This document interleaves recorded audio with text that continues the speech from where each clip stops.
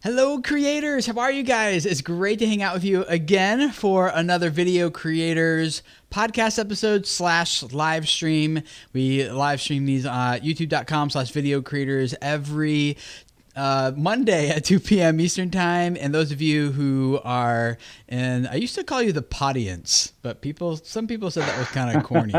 So I ditched podience and now I just call you creators. But those of you who are listening to the podcast, you get these on Tuesdays, and we have a great conversation like I hope we always do every week. But today especially, because I'm joined by a friend of mine, Jeff Bartsch. Hey Jeff, how are you, man? Howdy, howdy. I am stoked to be here. Yeah, I'm glad to have you here. This is going to be fun. So a little bit about Jeff and why I have him here. He's going to introduce himself in more detail.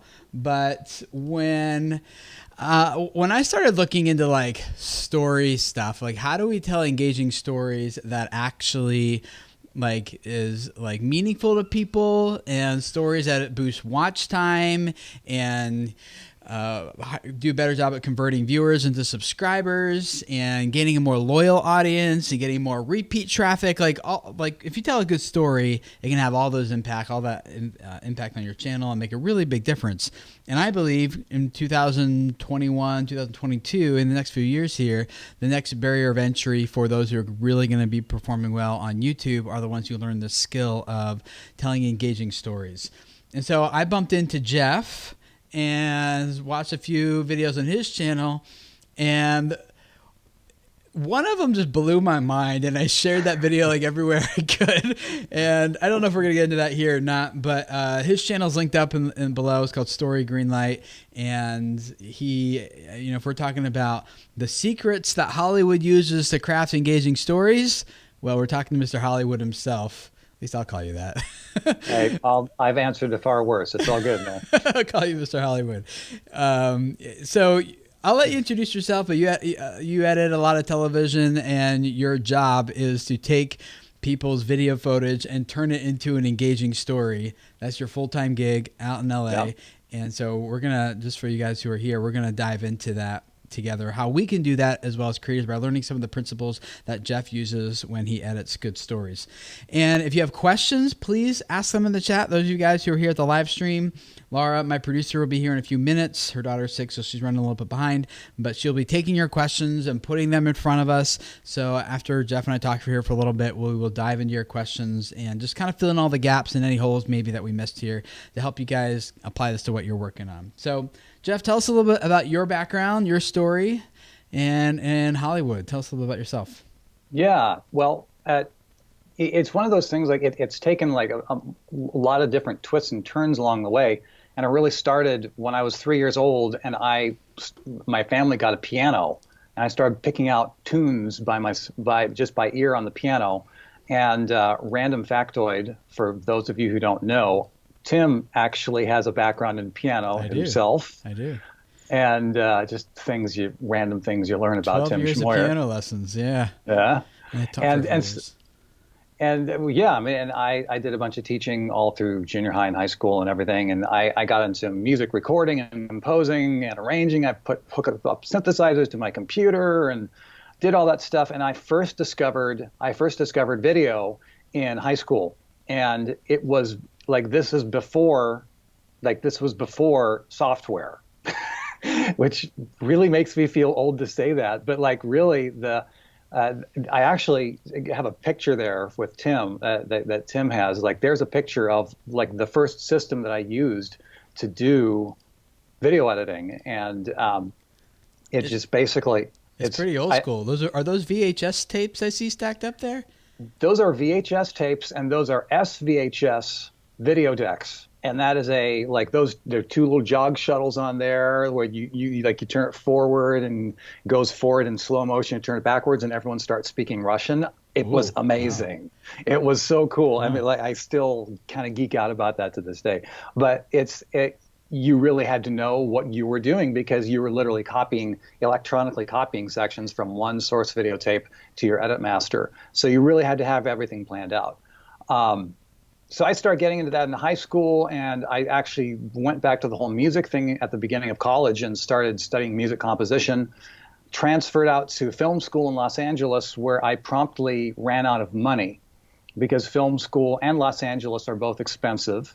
And thankfully, I was able to get a hookup through one of my film professors who gave me the phone number for the guy who eventually gave me my first internship. And so I was just like, I did some camera operating work. I did like random jobs.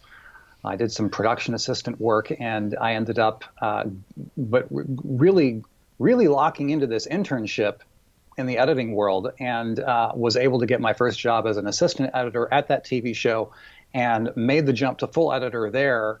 And I've been editing ever since. So for people who wonder, like, is film school worth it? One of the things that I always say is like the best thing I ever got out of film school, other than relationships with other students, it was the phone number to the guy who gave me my first break. So that's how I kind of got into things. And ever since then, it was like early 2000s up until now, I was on a road of like, well, hey, this is awesome. I want to do bigger, better things. And I want to, I just want to see how far I can go. And what I ended up finding was that the bigger the shows that I worked on, it's like, oh, well, okay, well, this isn't everything that I thought it would be, but it's still cool and it still supports my family. It's a really good living, and for those of us who love storytelling, this is literally the storytelling capital of the world. I don't want to sound it's not ethnocentric, but what's the word when it's like our country is the best kind of thing? What's that word? Yeah, I know what you mean. You don't want to sound arrogant or cocky, I guess, but I don't want to be that we guy talking about the United States. Suck it up. but seriously, it's like the entire world looks to Hollywood for storytelling, and then spins off in its own ways and its own places. So it's an incredible privilege to be here, and I'm literally doing my dream job right now. It's so cool. And fact of the matter is, like for the OG Story Greenlight peeps who have been around when I used to do live streams regularly. I'd always show them where I am, because like this is my edit bay right here. Yeah. And it's just me sitting in a room with a computer making TV all day. Three big monitors. Yeah. Well, and you have to have, the mentality of being okay sitting by yourself in a room all by yourself, and to like that. So if people think that I'm an extrovert, for some reason, I will have fooled you. Well, most popular and successful creators I know are actually introverted. I think there's a reason why people feel more comfortable talking to a camera than to real people sometimes. Yeah. But that certainly is. So, are you allowed to say what projects you're working on now? Yeah, for sure. I'm working on one of the most high profile projects that I work on, which you also have a still for, is a show called American Ninja Warrior, which is a massive, massive show on NBC that it's in its 10th season. We just wrapped post-production on the 10th season a few months ago, and now I'm moving on to a new show. I'm on a new show right now, done by the same company who does Ninja. It's a show starring Dwayne "The Rock" Johnson called The Titan Games. So if you want to see a ridiculously cool network promo that the NBC guys did, go to nbc.com/Titans, and it's pretty sweet. Did you edit that promo, or? I did not. Oh, okay. I did not. That was NBC promo. Okay. They that's all them. Okay. So, but you're editing the actual show itself, though. Yeah, I'm working on basically. I'm doing for Titan. I'm doing what I normally do for Ninja is. I do, there's the body of the show where the action happens, but then before the action starts, there are the stories about the athletes. It's like, okay, who is this person? Why should we care? Mm-hmm. It's a big deal. It's like, why should we care about this person? Because if you don't know anything about them, you don't care if they overcome the obstacles or they win the athletic competition or whatever. So those are the things that I work on. I work on short form storytelling. Cool. So, which is what a lot of YouTube creators do, which is Exactly. like, whether you're a vlogger or a gamer or even educational people. Like I'm finding as an educational creator myself, my content performs far better. And I've talked, if you guys want to dive in more into that, it was an episode I did a few weeks ago about some of the top experiments I did made on YouTube that actually worked, and that are impacting how I'm developing my content going forward and my strategy into 2019. So I talk more in depth about some of the experiments I did around storytelling, how I A/B tested it, and how to control, and just did a lot of that kind of stuff. So if you're more interested in how I did that, go back to that episode from a few weeks ago. But the summary is that storytelling, hands down, your content just performs better if you tell a really good and meaningful, engaging story. Now, one of the things I learned, though, through experiments is like if you tell a poor story or a lame story, your content actually performs worse as an educational channel than if I just would have given you like 3 bullet points for how to do XYZ. And I'm like, oh, let me do a story around it. And I'm like, oh, okay, well, to your point, there was no character development. No one cared about the stakes, that I tried to set.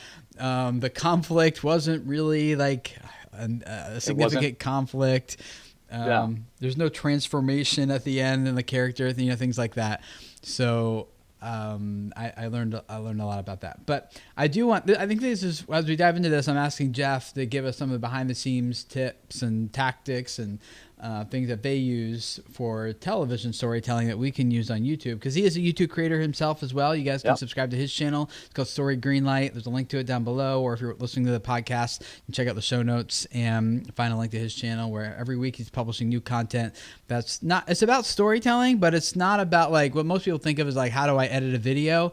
His channel is not about the mechanics of how to use Adobe Premiere Pro. Yeah, no, not about button pushing. This is about like, how do we take footage, I always say footage, but it's footage, and turn it into like an actual story that's meaningful to people, and how do we develop content that tells engaging stories here on YouTube. So really good channel, one of the few channels I watch almost every video that comes out from, so I have notifications on for your channel. Awesome. Yeah, and the rest of you guys should too. So Jeff, as we dive in here about like storytelling and how we can use some of the tactics you use in Hollywood for our content, what are some of those first things that kind of come to mind for you that we can do to improve and up our game on our content? Sure. Well, I would say the very first thing is just zooming out back to like the 40,000 foot view. You got to beware of the fact that things are changing.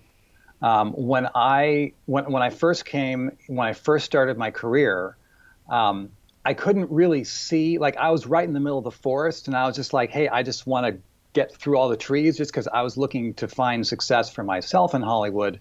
Now that I've been here for a while, almost 20 years, it's at the point where I can start seeing the way some things have been changing, and that has direct application to us as creators on YouTube. And the number one thing I would say is that the audience is becoming more sophisticated. And if you look at that through the lens of film, just like through film in general, like you go back way to the earliest days of Premiere of Premiere. No, if you go back to the earliest days of film, there were these brothers called the Lumiere brothers. They were French, and they were doing these experiments back in the late 1800s, early 1900s. They did this thing where they shot. This was unthinkable at the time. They had a film camera that they set on a railroad track, and they had a shot of a train approaching the camera. And when they showed that shot in the theaters, the crowd freaked out and they ran for the doors, because they're like, what is this? We're going to get run over by this train. Now, we hear that kind of thing today, and we're like, that's really dumb. These people these people had no clue. But the thing is, that's what they knew at the time, and that's where the audience was.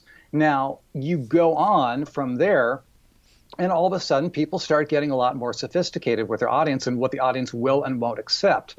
You get into the 1950s, and you have the whole visual lexicon of what we have come to say. It's like, this is what a movie feels like. This is the shot sequencing. This is the wide shot. This is the medium. This is the reverse. This is the close up. This is what fast pacing feels like. This is how music works or doesn't works. But there was still a lot of things like in the 50s, people really still wanted to have, for instance, for their stories, they wanted to have happy endings all the time. And it was really, people started pushing against that. The filmmakers started pushing against that. But it was not always easy for the audience to accept something that wasn't a happy ending. So it's like you get that progression all the way up to now. Like at the beginning of my career in television, like in the early 2000s, there was a huge proliferation of reality television, and you got it was like the early days of YouTube, where it was like, if you can get an even moderately decent idea for YouTube for a reality TV show, there is someone on the air who will buy it and put it on the air. Those days are gone. Those days are so gone. The pendulum has swung from this voyeuristic, exploitative, like watch the train wreck kind of reality show, all the way to the other side, where now we are back in a golden age of scripted television. So like if you go on Amazon, you go on Netflix, that is the place where Hollywood has gone to. They are all about the big scripted shows like the House of Cards, the Game of Thrones, all these kind of shows. So all this to say, with YouTube, and back me up on this, Tim, because you've been doing the YouTube thing much longer than I have. It used to be in the early days of YouTube that if you could actually get the footage off your camera, as right. It was like, you were talking about this with your stream with Sierra Schultze recently. Right, it's like, yeah. if you're able to actually get the footage off your camera and up onto the internet, you're good. Yeah. And people will find it and people will watch. Well, there was too much competition back then. So yeah, it's just the bar for entry, as Tim's saying, has been changing and it's been rising, and it is, and it's just like the corollary between reality television, and now it's like everyone wants more scripted television, and it's just that kind of a thing. It's like it is no longer nearly as easy to make this work as it used to be, which is why from my Hollywood viewpoint, from where I'm sitting here, Tim is spot on, because with the necessity of story, because I see that change. I see that progression and the sophistication of the audience. I just look at the stuff my own, like I pay attention to the things that I'm watching more of now, and that my kids are watching, and they are there's very little unscripted stuff. I mean, they do watch some vlogs, like their favorites are J House vlogs and things like that are unscripted in a sense. But knowing Jeremy from J House personally, it's unscripted. But when it's edited and put together, it's a very intentional story, and it's not like this. Like, oh, well, now I'm eating this for lunch, and now I'm going to this event, and now it's time to go to bed. Thank you for hanging out, guys. Bye. Like that thing has gone. That used to work. No more. Yeah, not anymore.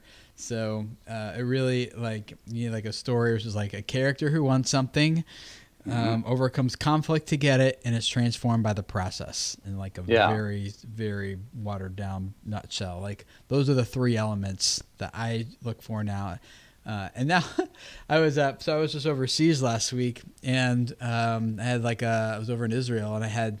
Can I just break in for a second? Yeah. You need to show everyone what you're wearing on your hoodie there, because that is ridiculous. Oh man, I have some cool vlog footage coming up about the Israeli Counterterrorism and Security Academy. That'll be another story for another day. But yeah, that is nuts. I was pretty intimidated. Yeah, man. But I watched several movies on the flight there and back, and just kind of thinking like through a story structure now. Like every movie's the same now. It's just kind of like predictable. Once you learn like the 3-act structure, But it was good for me though, because now I'm in a different position. Like, all right, I want to learn how to do this on my channel. So let me take some of Hollywood's finest work, these feature length films, and see if I can track through the story progression of like, oh, okay, now there's gonna be another conflict, but now there needs to be a turn, a twist, coming up sometime soon. Oh, there it is, and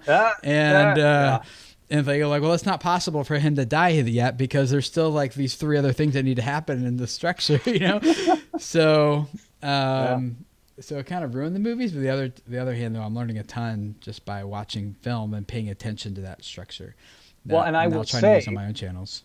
I will say, it's when people hear about 3-act structure, the more you learn about it, the more easy it is to get intimidated by it. Oh yeah, and it's just like, what is all this? Just all the things and all the twists and all the turns. But the fact of the matter is that the good news for YouTube creators is that the shorter the running length of your story, the less important it is to have all those extra little story features in it. And the shorter your content gets, the more condensed that story framework that really makes things work, the more condensed it gets. So the opposite of that is also true, because the longer your stuff goes, the more important it is to have a solid structure in there that people have come to expect, and it will keep them engaged. So that's why you will not ever find a hugely successful television show, like hour-long television show or a feature film, that was not written by a professional writer. Yeah. And there are always going to be some exceptions to that, but in broad strokes, it takes a lot more skill and intent and nuts and bolts to keep people's attention for a long time. Yeah. So the story framework, and I know you have some other things you want to discuss here as well, but can you just give us a brief breakdown of what the framework is so that we can start thinking through that on our content, and then let's move on to some of these other things. We have time for questions here. Sure. So the whole thing about the story framework is what Tim has been mentioning multiple times, and just like this, it is the superstructure. It's the bones that hold everything up. It holds everything together. And so it is the idea of a story is about a character. The character has to want something, and there has to be, and in order for the story to work well, you have to have resistance. You have to have obstacles that gets in the way of the character getting what they want. When that happens, and the character, if this character does or does not get what they want, then the best stories have a transformation. The character is transformed as a result, or we see a change as a result. So nutshell, a character who wants something, who overcomes conflict to get it, and experiences transformation as a result. That is the super boiled down version of every movie ever made, basically. Yeah, and if you guys can just start there in terms of like thinking through your content, like what does the character want? So in a tutorial video, it's like someone wants to figure out how to unclog their drain, and so, but there's resistance. The drain's clogged, right? And how are they transformed at the end? Well, their wife comes and gives them kisses or whatever. When it's all, I don't know, I'm making this up. But like that's built into educational content for you guys. You guys want something. You want to grow your YouTube channels, but there's conflict. It's not working. It's hard. There's like a lot more to this than any of us probably ever expected. And then, but if you do, like your life is transformed as your channel grows, you start earning more money and things like, so that's the story. You think of like even some of this kid content, some of these adults are doing like these face palms, like, oh my gosh, like what is going on with these like unboxings, like these kid, like toy unboxings. I don't get it. It's like, well, here's a kid who wants something, but it's inside a box. And there's conflict. He's got to figure out. He's got to like open the box. And most of those videos are the kid trying to figure out how to open the box. And so a kid audience is like, this character wants something. You want something in the box, but the box is standing in the way. And they get it open, and all of a sudden the kid's demeanor changes. Oh, I love it, and like, and the kid is transformed. It's the same story arc, whether you're talking about like surprise eggs openings and like kid toy unboxings, all the way up to You know, I watched one of the movies I watched was with The Rock. It was with Dwayne Johnson, Skyscraper, and that is like a 3 act. It did not deviate one little bit, and which my point, I actually didn't really enjoy it that much because there was nothing surprising about it at all. Yeah. But it's a really big movie over in China, I suppose, where it's kind of located in Hong Kong, and. But yeah, it was like, it's the same structure, whether it's like a Hollywood blockbuster film or a kid toy unboxing. Now, I just really want to emphasize the idea, like Tim was saying with his stream with Sierra Schultze recently, about one of the main questions that he gets is one of the main questions that I get in terms of creators say, it's like, well, I'm not a vlogger. I'm not, I do DIY, I do info-based stuff, which, by the way, like if you go to my channel, if you go to Story Greenlight, it is totally driven by teaching and information. But the thing is, it is increasingly more important as the audience becomes more and more sophisticated, as the audience is more likely to get bored. You have to find a way to work this stuff into your content, and it can work with any kind of content. I've yet to find any kind of content that cannot take these ideas and put them into use. Yeah. Now, the way that Tim just described it, it's not like putting that structure into use is not always showing up on screen. Sometimes the only way that it comes into play is within the minds of your audience. Sometimes it's, sometimes that's the story structures. And if you can tweak things within your content to lean on the obstacles and lean on the emotion of how the audience feels at the beginning and how they feel at the end, that is the story structure. You're adding story to the most seemingly non-story driven content you can imagine. It works for everyone. Yeah. So after we start working on that story structure and we start thinking through that, then what are some other tips or tactics that we can learn from Hollywood and bring over to YouTube? Well, I would say one of the big things that I think about a lot is the idea of creating memorable moments. The poet Maya Angelou said, one of my favorite quotes, she says, "I've learned that people will forget what you did, they will forget what you said, but people will never forget how you made them feel." When you create a moment, when you create a feeling in people, that is emotional superglue. That is what bonds people together. Just like relating as human beings. I mean, like creating these moments that we remember moments for sometimes for years, sometimes for the rest of our entire lives. And so I often, when I'm cutting this stuff, I know, just like on YouTube, there are a lot of videos that are going to not be home runs. And that's just the way it is. And there are but even like when you do have a video that you think is going to be really good, or if I'm cutting a package on an athlete that I think is really that I think has the potential to really resonate and be memorable, often it comes down to one moment, and that actually gives me freedom to say, I'm going to put some more time, I'm going to put some more energy into working on this one little section right here. Because if I do my job right, it's all going to lead up to this one moment, and everyone's going to be like, "Whoa, yeah, that story about the gal who did that one thing," and it's that one moment that jumps out and sticks in people's mind. So basically what that means is it gives you freedom. It gives me freedom as an editor on these TV shows, and it gives you guys frankly, myself included, as a YouTube creator. All of us have that freedom to say, it's like, we don't have to be turned up to 11 all the time. That's not the way it's going to work. But man, if you have that feeling in your gut about that one moment that you think is super cool, put a little extra time, put a little extra energy into that, and you will be surprised how people latch onto it. Yeah, the emotional part is what gets people coming back and watching more, is what gets them to watch longer on your videos. It's what leads to more watch time. Good information, like oh, I learned something, that's cool. Well, you can grow a channel on that. I'd argue I've grown my channel on that up, so far today, even currently right now in this very conversation. We're just giving good information. But I'm challenging myself, as you guys I hopefully are too, to like, how do we wrap this around a story that makes people feel something? That emotional attachment is what makes a difference. And it's kind of like, I don't really care as much what the title and thumbnail are anymore. I just know that every video from this creator is something that I want to watch because it gives me the feels, or it means something to me.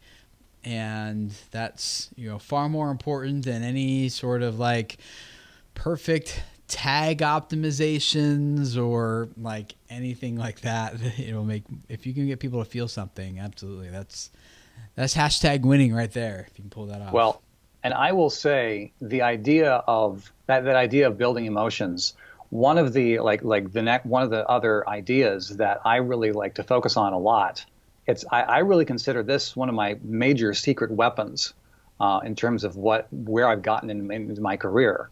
And I'm known for this, is my use of music.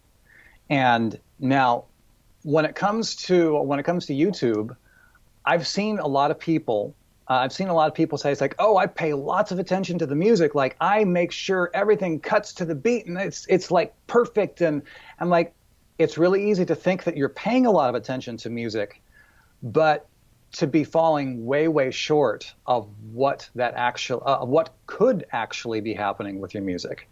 And the reason it is because I always look at music as it's an enhancer. I've found that music works the best, both in TV and also in my own YouTube creation. I found that music works the best when it enhances the emotion that's already there. Now, there are times when you want to take the emotion or the idea that's already there and you go against it. And that is a very specific thing that you can do, and that can be very effective. But it really does function in its wheelhouse not as a catalyst, but an enhancer, as an amplifier of emotion. And so one of the ways that you can do that is I always ask myself in my pieces that I'm cutting for TV, it's like, how can I exaggerate the musical choices? If someone is happy, I don't want to have the happiness necessarily in the music at a 4. I want to have it like at an 8 or a 9. In terms of how happy it is. Right? Yeah, in terms of exaggerating, using the music to exaggerate the emotion. Now, you can take that too far. You can have if you're doing a vlog and like you stub one of my your toe and all of a sudden it's like all of a super. sudden, dun, You're like, it's okay, like your toe's fine. Yeah, you can push it too far, but that's one of the things that I always think about, the idea of emphasizing the musical choices so that it ratchets up the emotion that's already there.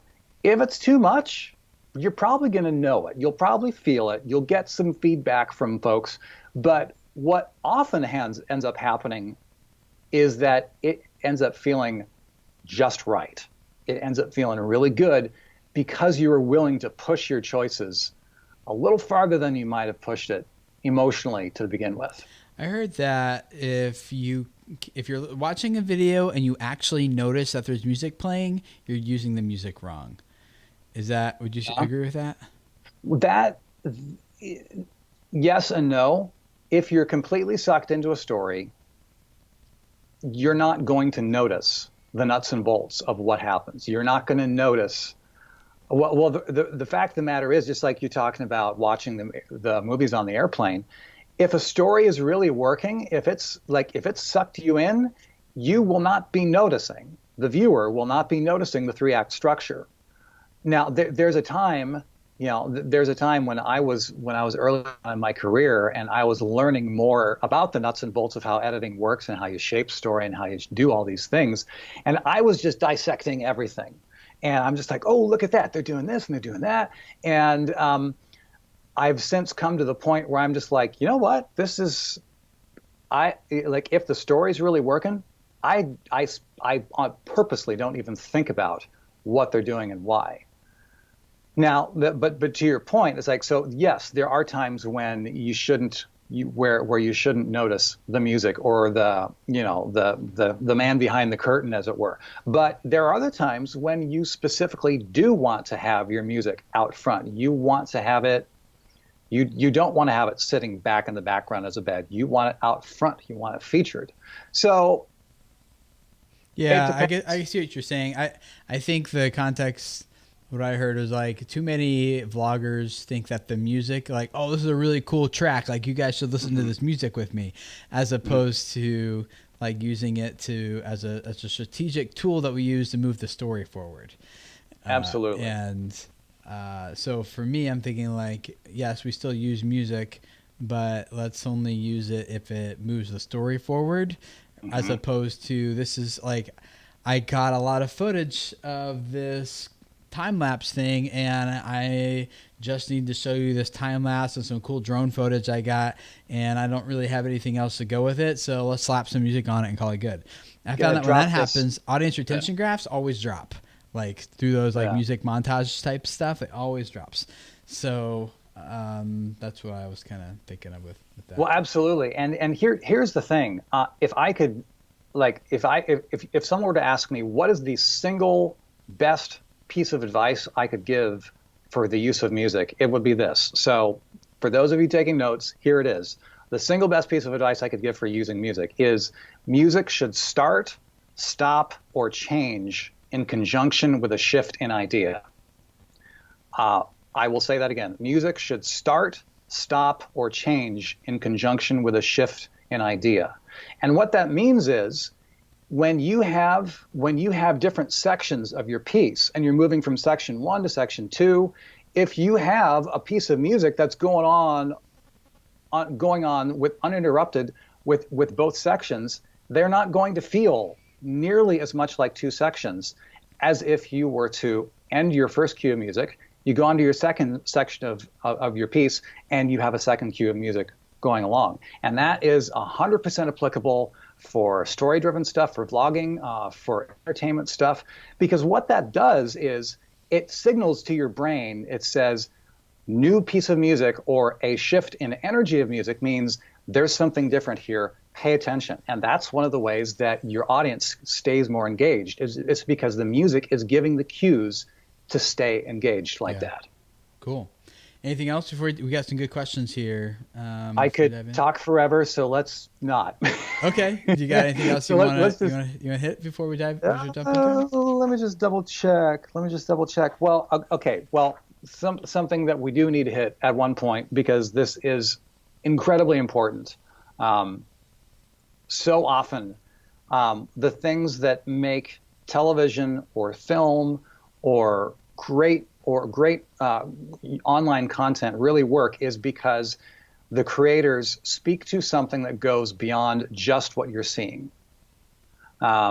So I'm happy to say that after watching Tim for a while now and hearing Tim talk about Patrick Hanlon and Primal Brand, I'm happy to say that I'm getting some more of the buzzwords in terms of what I talk about. And so what I always talk about is the thing under the thing. And I've even started, Tim was talking with Cody Warner recently on a collab video about how to start a movement on Facebook, like start with a hashtag. And I'm like, okay, so mine is hashtag the thing under the thing. And what that means, the reason it's so powerful is if you only talk about what's on the surface, story-driven, info content, DIY, you name it, any content, this applies. Like if you're hearing the sound of my voice and you're creating content, this applies to you. If you only talk about what's on the surface, often you can do just fine. But the way to really connect with your audience emotionally and mentally is to connect what's on the surface, what's the thing, and you connect that to layers of symbolism and emotion underneath it. Deep core motivations that the audience can start recognizing and feeling, and like they think about that. That is what the thing under the thing is. It's not about talking about the surface. It's going into levels deeper of symbolism and context. That is another huge way to engage your audience, and they will watch your stuff more often and for a longer stretch of time. I think another way of saying that is like give meaning to the stories that you're telling. Some of my favorite examples of this actually come from Pixar, and if you think about it, like who can identify with what it's like to be a toy cowboy doll? Like nobody. Like right. I've never been a toy cowboy doll, but we all. So that's the story. It's about the story. The thing is about a doll. But the thing under the thing, or the thing that we can all relate to in that story, is the question of what happens. What does it feel like when that person I love stops loving me back? You know, yeah. or is that like that's a fear that we have? Like we can relate to that. And if you want to take that, down even more, another level, that fear and that question is driven by the core elements of loyalty, betrayal, relationship, like whole relationship, broken relationship. Those are the things, that's the stuff that really drives Toy Stories, with Toy Story movies with Pixar. Yeah, or Monsters Inc. is actually a story about a guy who's becoming a father, a man who's becoming a dad for the first time. You know, The Incredibles, one of my favorite movies, is like actually a story about a family that's learning to work together as a team. You know, what it would look like for a family unit to work together. Or even the movie Skyscraper, the one with Dwayne "The Rock" Johnson that I watched on the airplane last week. That's ultimately a story about a dad who will sacrifice and give anything, including his life, for his family. You know, so sacrifice. Yeah, like you don't get much core than that. Yeah, much more core than that. So there's always like. And I know guys, if you start hearing something that you're like, oh my gosh, like I don't know if I can do, like there's a lot. Like, okay, I got to have a character who wants something, overcomes conflict to get it, it's transformed by the process, but it can't actually be about that at all. It's got to actually be about like this deeper thing. And how do I do that without feeling like corny or cheesy? Yeah, this is hard work, guys. That's why I said it's the next barrier of entry. And those people who can start doing this, like, and we have seen some people who are doing this pretty consistently in a regular basis, churning out content, and those are the channels that are just blowing up. You know, whether it's Cody or it's Warner or it's Peter McKinnon, Casey Neistat. Like those are the classic examples we can all kind of point to. Is like these guys. Like there's a lot of people trying to imitate their style in terms of cinematography. And they're not blowing up because it actually their growth has not as much to do with their camera angles and slow-mo effects as much as it has to do with how they use those things strategically as tools to tell a story that actually leads to a deeper story that people connect to. So that 100%. You don't need super fancy gear and camera and equipment and things like that to do that. It's just more about the creativity, which is great because that comes free. It's just like a lot of extra education and trying and trials and errors and all that stuff. So let's get into some of your questions here. You guys got a lot of good ones here. Yeah. This is one that you actually have a whole video about on your channel, Jeff. But and so we can point people to that. But we'll see if we can go through these pretty quickly. The Easy JC, as a creator who makes gaming content, how do I incorporate storytelling? Recording footage is mostly done unplanned, but when I plan, it's just get this accomplished video. So what I'm kind of thinking is that question is like, how do you, for people who just have unplanned type of videos, whether it's vlogging or gaming, and it's kind of like unpredictable what the story is or what's going to happen, what advice would you have for those people?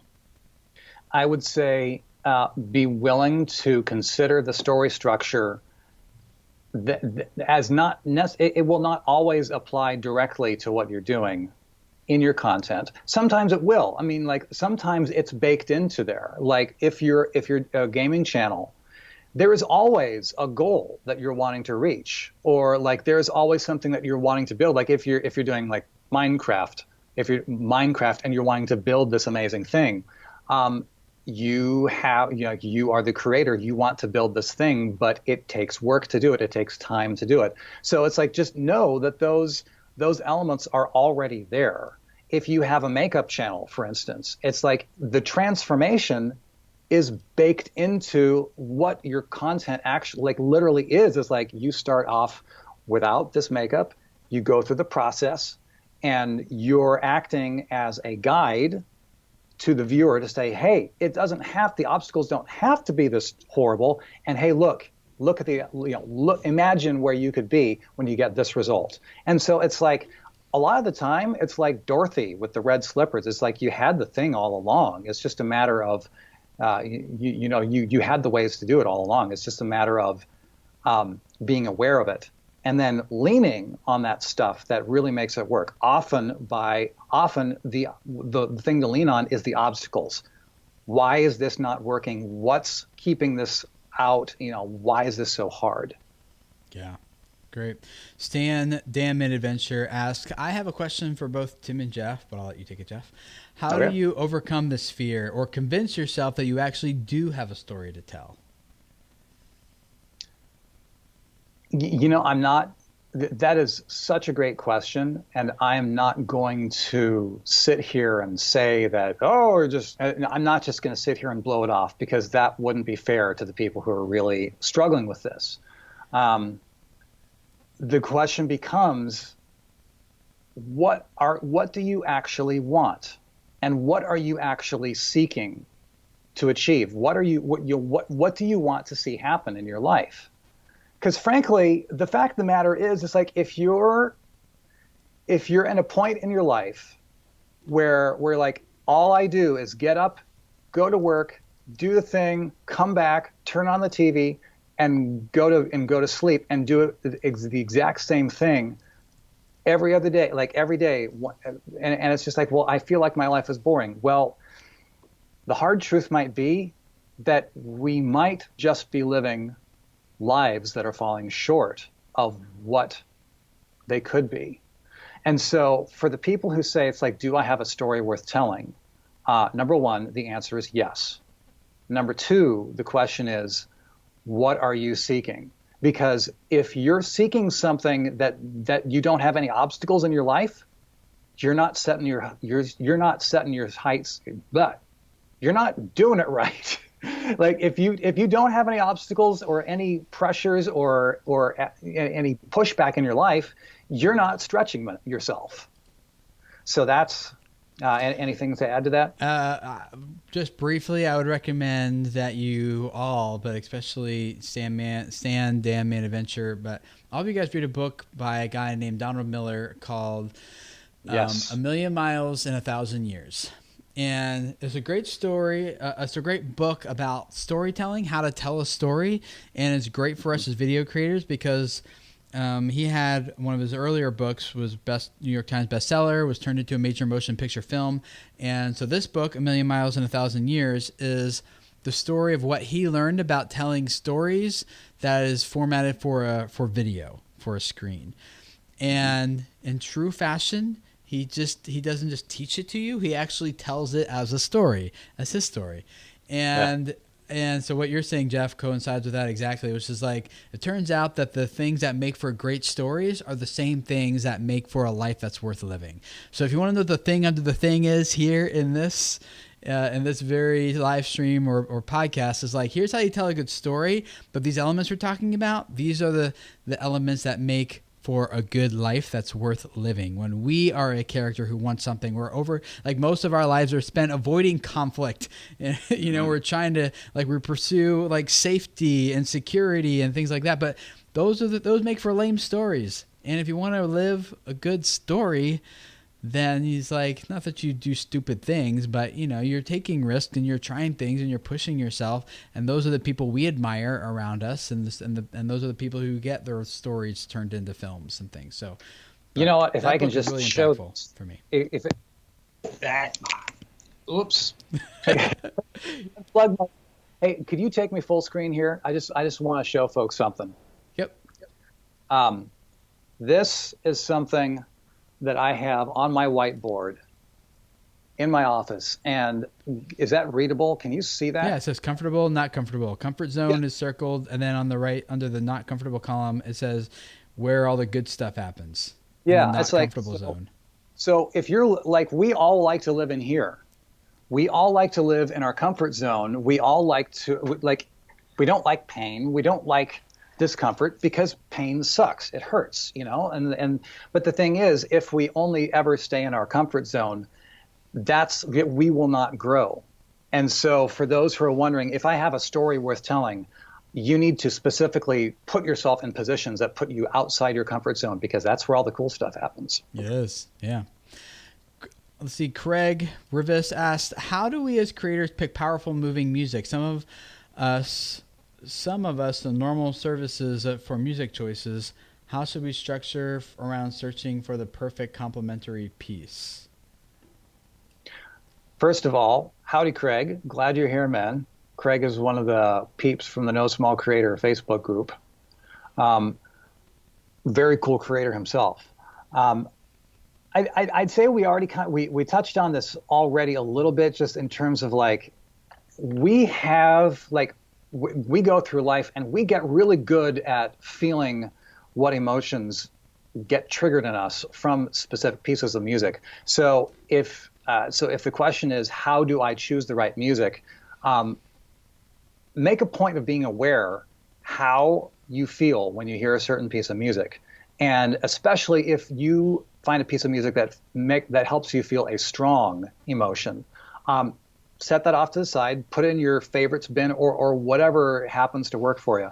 And then put that together with a part with your piece where that piece of music would complement what's already happening. That's the short answer to that. And then along with that, Tom Who Question asks, where's the best place to find good free music to use in videos that won't violate YouTube's copyright rules? My number one response to that is those places exist, and you tend to get what you pay for. It is really, really tough.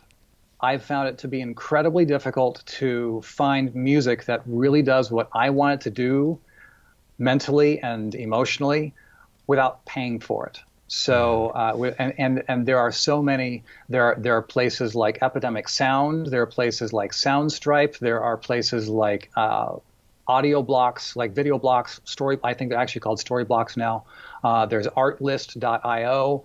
There are all these services that's all that they do. They aggregate thousands upon thousands of music cues, and they help you sort them, and you can find exactly what you want really quickly. So.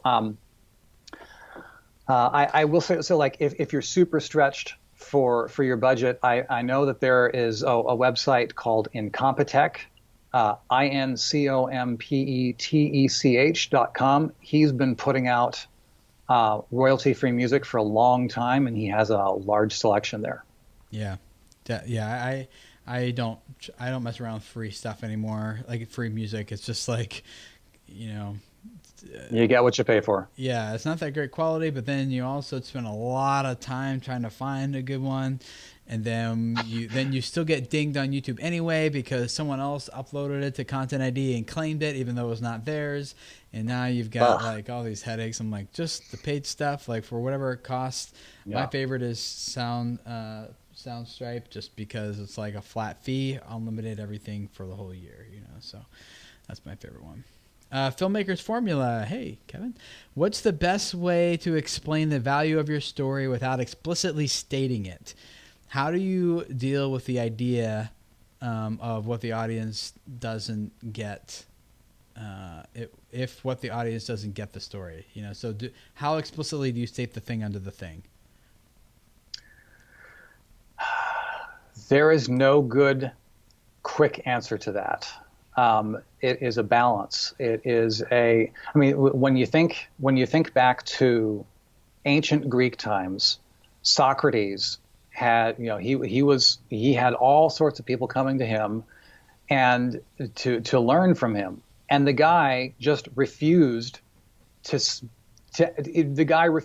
tell his students what was going on. All he would do is ask questions.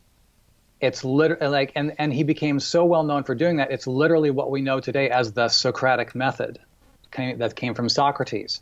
You ask questions, because when you ask questions, it means that the person listening, if you're talking in person, or in this case, your audience has to engage, and they have to think for themselves. which, like, one of my most recent videos in talking about are you insulting your audience? Like that, I talk about how that's one of the major pitfalls of reality television, in that, like, they didn't let the audience think at all, and it felt really ham-fisted, and it felt really lame and manipulative. And so, and I'm convinced that that's one of the main reasons why a lot of reality television is no longer around. So in terms of what you say with your message and what you let people figure out, whenever possible, ask questions either within your story or within your content that will make your audiences think for themselves. Yeah. Those of you guys who've been leaving super chats, just want to say I really appreciate it. And the cool thing, Jeff, is they're not even asking questions. They're just like Metal X Music. I don't have a question. Just want to say thanks for the content. Awesome. Chris Kunkel Vlogs. Yeah, great info, dudes. And Zach Scriven Media just says, hey, video creators. So, hey, Zach, I really appreciate you guys who are not only doing the super chats, but also who are channel members here.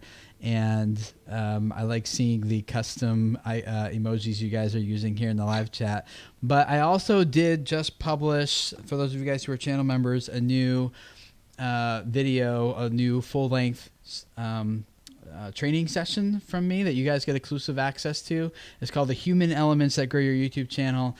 And it goes into, it's like 40-some minutes of some of the things we're talking about here. Like when it comes to growing your channel, YouTube's algorithm is designed to look for certain viewer signals, and they evaluate how valuable a piece of content is based on those viewer signals. And so we talk in that session about how do we increase the viewer signals that we're getting so that our viewers engage with our content, and then gives Google the signals they need to really promote our content. One of them is storytelling. Very, very important that we've been talking about here. But you guys want that full thing, you can become a channel member and get access to that and that full training. We'd love to have you guys over there. So also, Jeff, if people want to find more about you and what you're up to, where would they go? What would they find? They would go to storygreenlight.com. That'll just dump you right onto the channel. You can click on the link. You can click on the link in the description here. But that's the number one place to go. Cool. Storygreenlight.com. What kind of content? What kind of videos are you making? I'm making content about how to help creators and how to help people like us tell the stories we care about the most. So do a lot of talking about story things like we've been doing here. I also talk about ways to actually implement that with your editing. And it's not about button pushing. It's about the ideas behind your editing. Yeah. I've been watching the chat here. You guys have a lot of questions, a lot of other good stuff that you're asking in terms of like, well, how do I get started, or where do I find this, or like, what do I even do, or I don't really have a story, or I want to tell a story, but I'm not sure who the character is, and a lot of other good questions. So go check out Jeff's channel. You'll learn a lot over there as well. And you will see me in the comments over there because I watch every video. Not immediately, but the next first day or two after they've been published, I'm catching up on them. So thank you, Jeff, for hanging out with us and sharing your insights. And guys, we do live stream. If you're listening to the recording of this, every Monday at 2 p.m. Eastern Time at youtube.com/video creators on our YouTube channel. We're also publishing multiple videos for you guys every week, just digging more into the strategy behind how do you grow your audience, how do you grow your business around YouTube, so that you can ultimately reach people and change their lives with the message that you're spreading. That's what we're all about. That's my thing under the thing. So I guess awesome. Kind of. I could have. You get what I'm saying. Like, it's not just about YouTube growth. Now I'm going to explain it. I'm going to break the rule now. Hey, yeah, that's all good. It's all good. It's not just about views. It's not just about money. It's not just about subscribers. We see all of those things as tools that we use for the actual goal of reaching people and changing their lives. So thank you for letting Jeff and I be a small part of that here with you guys today. Thank you all for hanging out. And we look forward to hanging out with you guys again next week for another Video Creators podcast /live stream. So we'll see you guys then. Bye. Cheers.